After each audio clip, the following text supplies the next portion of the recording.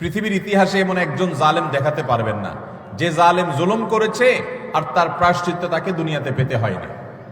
পৃথিবীর ইতিহাসের সর্বপ্রথম জালেম, মানব সভ্যতার মানব ইতিহাসের সর্বপ্রথম জালেম ছিল কাবিল।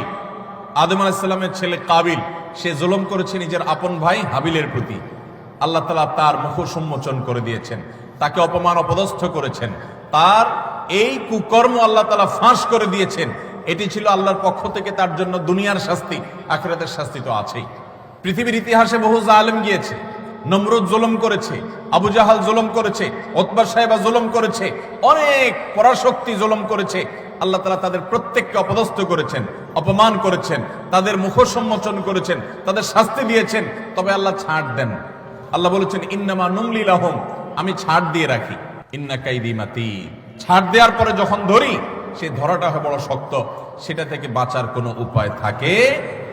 জুলুম এমন অপরাধ, কোন মুসলমান যদি কোনো হিন্দুর প্রতি জুলুম করে, কোন নামাজি মানুষ যদি কোনো বেনামাজির প্রতি জুলুম করে, কোন ধার্মিক মানুষ যদি কোনো অধার্মিক মানুষের প্রতি জুলুম করে, তারপরও আল্লাহ তাআলার সাহায্য ওই মাজলুমের প্রতি থাকে, হোক সে অমুসলিম, হোক সে অন্য ধর্মের মানুষ।